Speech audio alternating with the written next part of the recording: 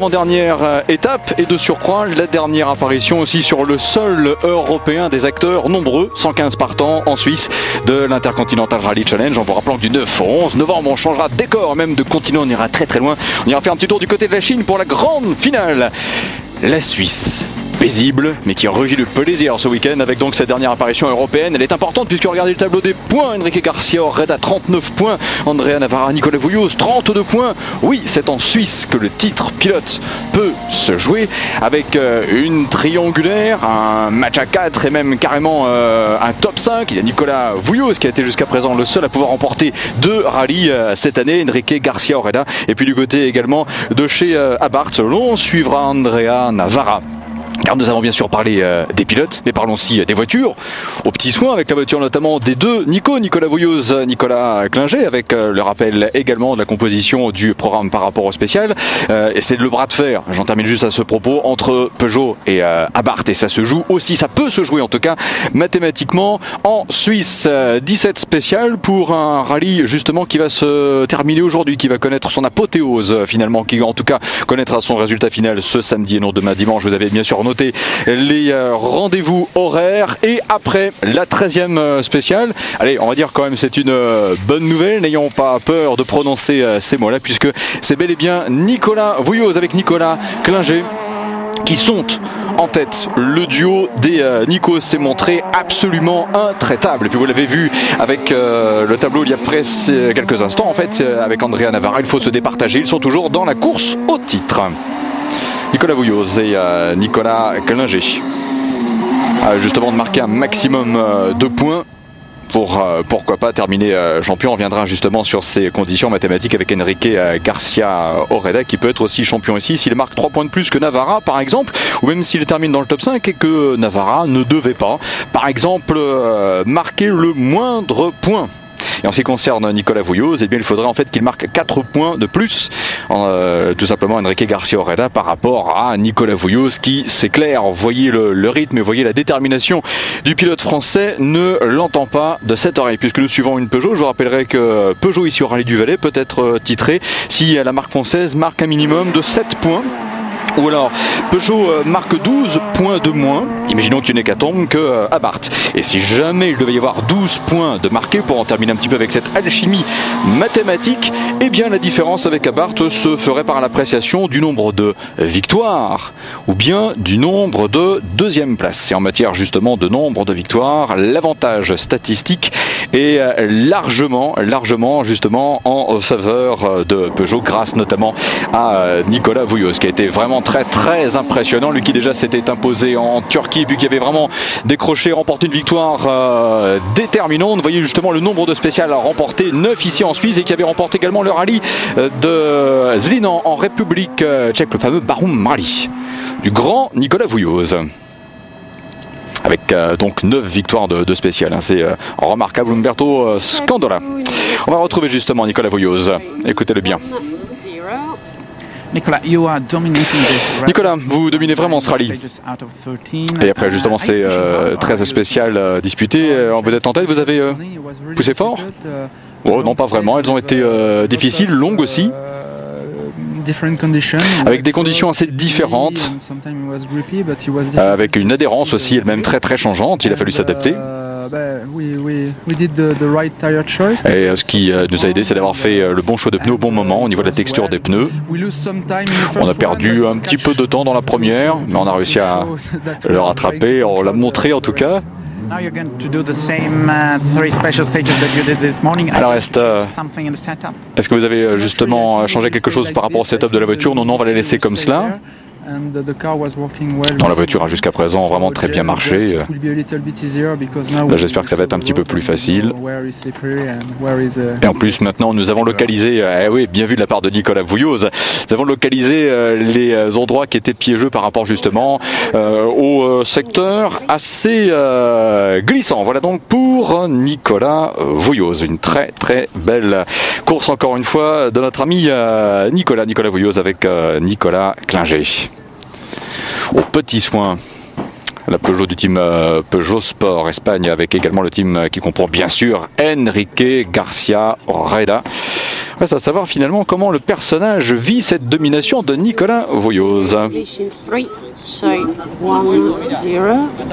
Nicolas, when we watch the pictures of your onboard camera, alors Nicolas Klinger, ah oui, qui est bien sûr son coéquipier, lorsque l'on regarde les images, on voit une droite. C'est insignifiant en fait, gaucher, droitier. It's normally in the other rally is flat out. Gaucher or droitier. Ouais, gaucher, droitier. Le principal, c'est d'aller pied dedans, un flat out. Il y a ici beaucoup de virages assez rapides qui passent en tout cas vite. Oui, gaucher ou droitier, ou droitier, donc ce sont des repères au niveau freinage. Droite à fond, donc flat out. Ça se traduit tout seul. Et pour Nico, c'est en fait plus un point de repère, un angle, plus que en fait une vitesse à enclencher. Voilà, ben merci, c'était très clair. Merci à Nicolas Klinger. Léger droite à fond, très long tard, referme léger à fond au pont, et léger gauche à fond. Léger gauche à fond et 200.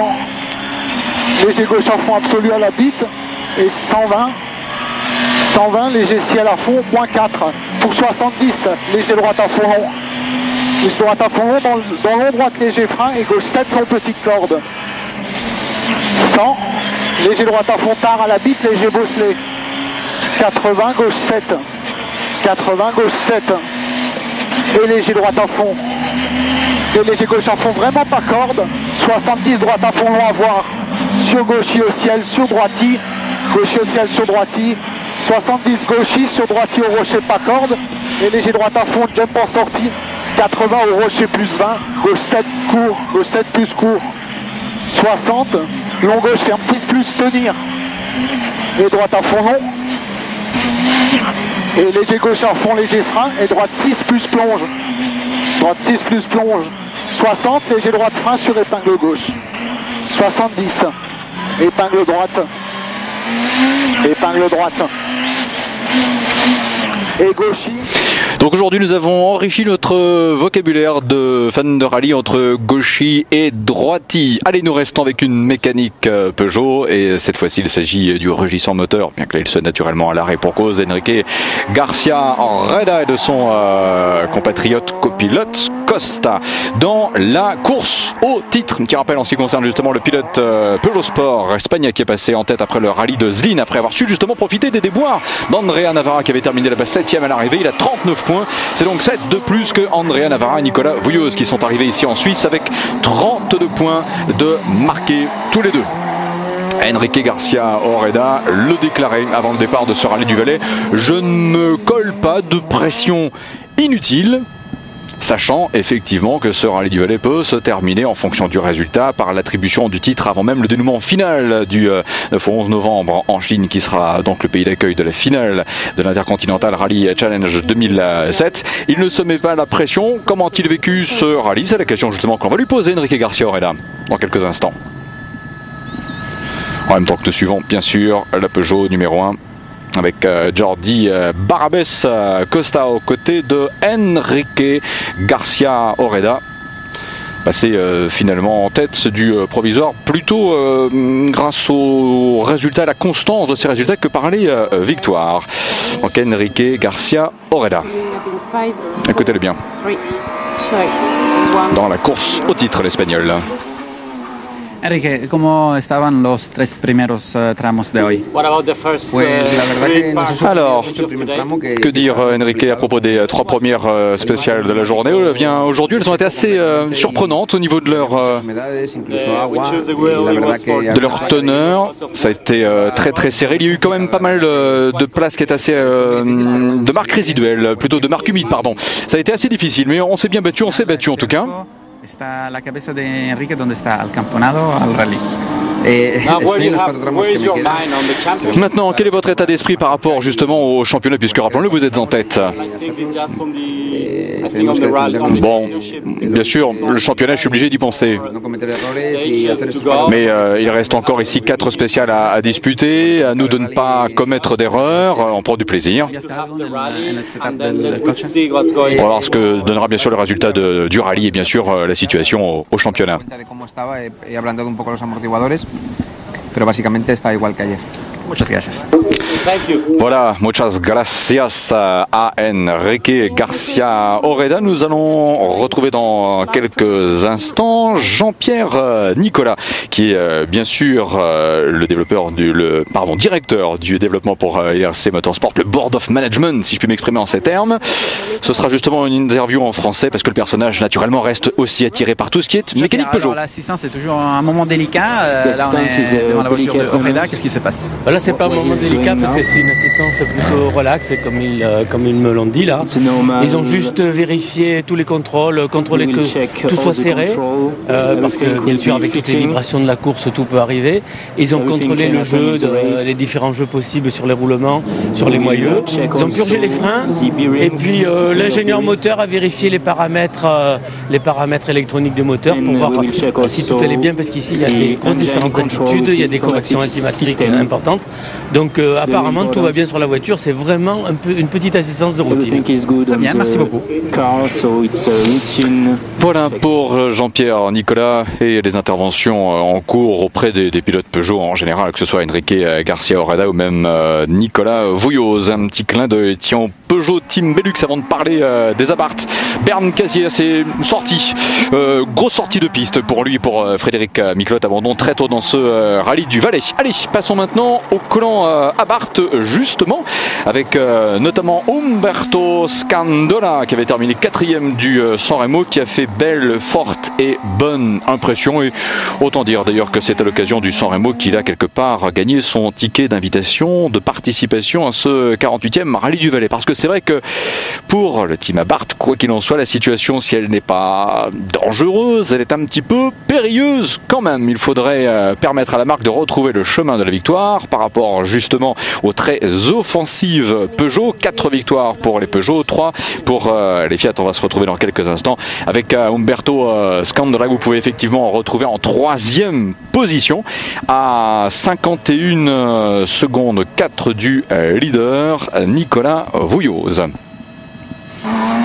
Et c'est vrai que finalement la victoire de Basso avec l'épreuve disputée au Portugal à Madère constitue la dernière des victoires en date que l'on ait relevées au profit justement de tout le clan Fiat. Il serait temps quelque part de renouer avec la victoire, puisque finalement il n'y a pas eu de victoire Fiat depuis un rendez-vous qui nous ramène déjà en plein cœur de l'été. C'était l'épreuve qui s'était disputée à Madère entre le 2 et le 4 août. On va retrouver tout de suite Umberto Scandola, l'un des pilotes les mieux placés de la formation Abarth dans ce rallye du Valais. Umberto, ça n'a pas été très facile pour vous ce matin. Freddy en plus est loin derrière vous, pas très très loin derrière vous, oui c'est vrai. Oui, c'est un rallye difficile, spécial difficile. Problème un petit peu avec la voiture, notamment quelques portions parties de celle-ci. On a réparé, on devrait aller plus vite. Est-ce que vous avez encore assez de temps? Vous pensez que ça va être suffisant pour réparer? Oui. Oui, on va effectivement réparer la voiture avec quelques changements, peut-être du côté du setup, non? Non, on va pas changer le setup. Le conserver tel que. Part with the problem. Dommage qu'Umberto ne nous en ait pas dit un petit peu plus. Umberto Scandola avec l'Abarth, que vous retrouvez justement en pleine action, ce qui vous permet aussi d'apprécier, j'allais dire aussi d'admirer la difficulté des spéciales, route très très étroite, sensation vraiment très très forte aussi. Bosselé, tout en descente ici, gros cœur.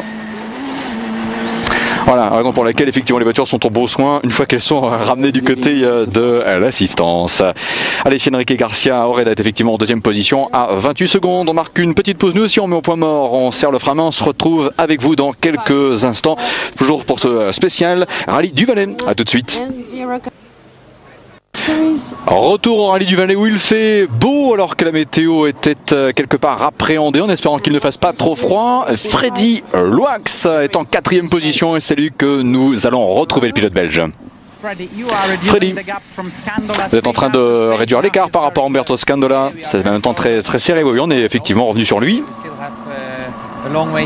il y a encore pas mal de distance à faire avant l'arrivée. J'espère qu'on va pouvoir être aussi à l'attaque dans les prochaines spéciales. Je pense que je peux y arriver, mais bon, on verra ce que donnera la course. Voilà, Freddy Loax qui nous aura accordé cet instant en direct du parc d'assistance de ce rallye du Valais.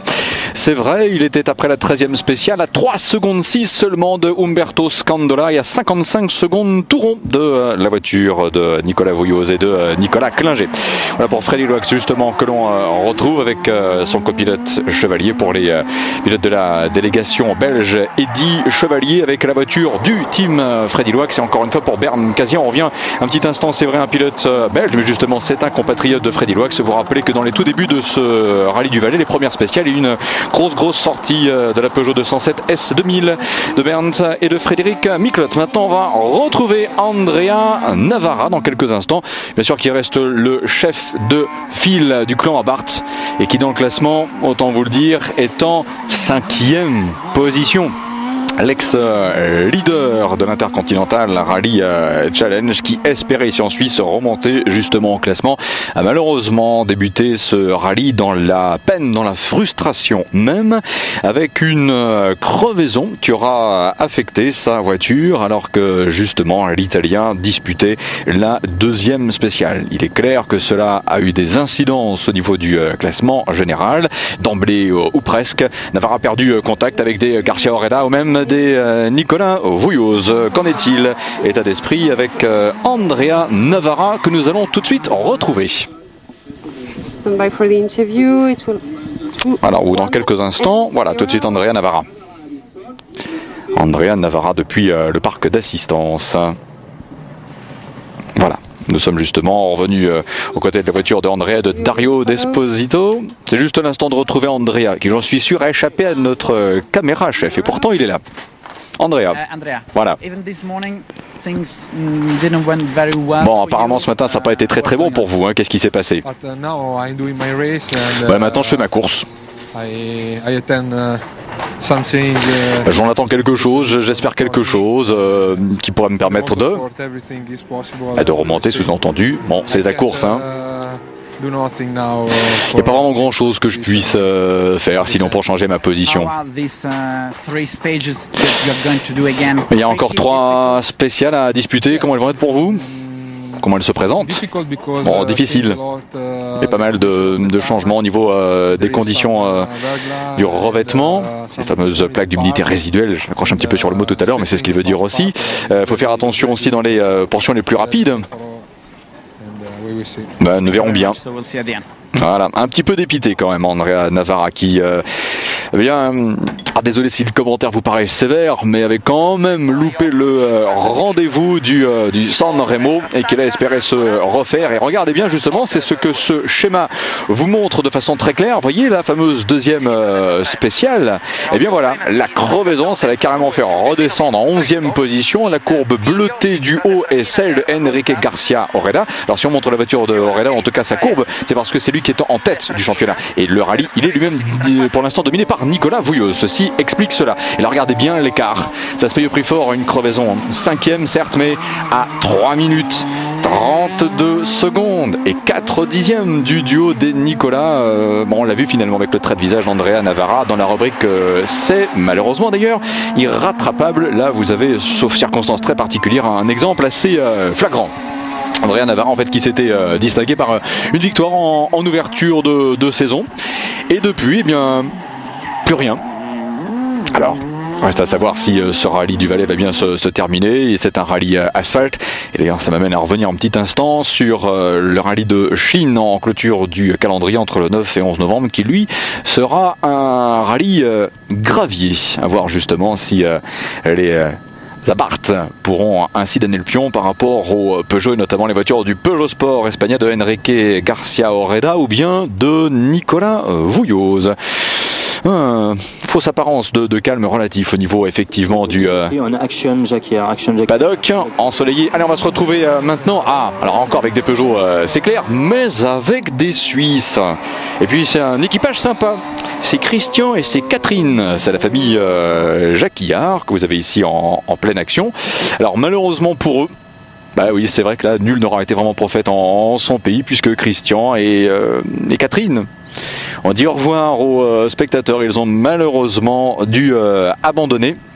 Pourtant la voiture était belle, qui veut aller loin, ménage sa monture, mais la voiture malheureusement ne leur a pas permis d'aller loin. Pourtant ils l'auront ménagé tout en attaquant quand même. Y avait-il des Mitsubishi au départ? Oui, avec encore un pilote suisse justement, c'est Florian Gonon, qui d'ailleurs qui était même 7e après la première étape, et comme la petite flèche verte là à gauche de votre écran au niveau du bandeau info vous le dit, il a même gagné une position, il est 6e maintenant, à un peu plus de 8 minutes quand même du leader Nicolas Vouilloz, mais il est effectivement bien dans la course et c'est une très belle performance de sa part. C'est d'ailleurs même le premier des représentants de la marque. Passons maintenant à la fameuse Honda Civic, la toute nouvelle, avec Luca Betti, le vainqueur en fait de sa catégorie au Sanremo. Vous l'avez vu aussi, ça se passe pas trop mal pour cette voiture qui est encore en plein développement. En fait même je peux vous dire qu'après la 13e spéciale, mais voilà d'ailleurs c'est rapporté aussi sur écran, il est en 10e position à 12 minutes 28 secondes et 7 dixièmes. Cependant, ça n'est pas forcément non plus le même niveau de développement. Considérez que cette Honda Civic, c'est presque déjà une voiture qui est en 2008. On a beau être en octobre 2007, mais c'est une voiture que Honda a préparée dans la perspective de la saison prochaine, pour laquelle d'ailleurs on a déjà quelques bons échos. Jacques Baird a tenu une conférence de presse aujourd'hui. Il y a beaucoup de pays qui frappent à la porte. On a entendu parler notamment de la Finlande, en plus aussi du Portugal. Allez, si on va revenir à Luca Betti et la Honda Civic tout de suite. Luca Betti. On est presque arrivé à la fin du rallye déjà, Lucas. Alors, comment est-ce qu'a été votre performance jusque-là? Comment l'avez-vous apprécié? Bon, ça a été des journées assez difficiles, c'est l'hier d'aujourd'hui. Quelques petits problèmes électriques, semble-t-il, le matin. Et puis dans l'après-midi, on a malheureusement eu une crevaison avec une roue avant. Et puis alors, on a encore perdu du temps. Donc la performance, elle n'est pas vraiment correcte au niveau du classement. Et puis dans la dernière étape, on a réussi à trouver quelques bonnes solutions techniques et on continue d'ailleurs de travailler par rapport à cela pour améliorer les chronos. La dernière spéciale était assez bonne. J'ai même fait le 8e chrono scratch et on va bien sûr continuer pour arriver au moins jusqu'à la fin avec la meilleure place possible. Grazie mille à Luca Betti. Attention, 3-2-1. Départ pour Andrea Navarra, justement les derniers coups de chiffonnette sur la Barthes. Allez, si on lance le moteur, Dario D'Esposito claque la portière côté passager, copilote ici en l'occurrence, et ça va repartir dans un petit instant pour l'équipage en 5e position après la spéciale, la 13e. Ils sont à 3 minutes 32 secondes de Nicolas Vouilloz et de Nicolas Klinger qui sont effectivement les leaders. Domination de Peugeot Sport Espagne avec les deux Peugeot 207 Super 2000. Nicolas Vouilloz, Nicolas Klinger devant Enrique Garcia Orreda qui est effectivement en 2e position avec Jordi Barbes Costa. 28 secondes. Umberto Scandola, le premier des pilotes à Barthes, à 51 secondes, avec Freddy Loax qui revient très fort. Objectif podium pour le Belge, c'est clair, quitte à ce que ce soit au détriment justement d'une autre à Barthes. Andrea Navarra est en 5e position. Et donc effectivement Gonon avec sa Mitsubishi, comme nous le disions tout à l'heure, Florian de son prénom, qui a réussi à une très belle remontée finalement dans ce classement.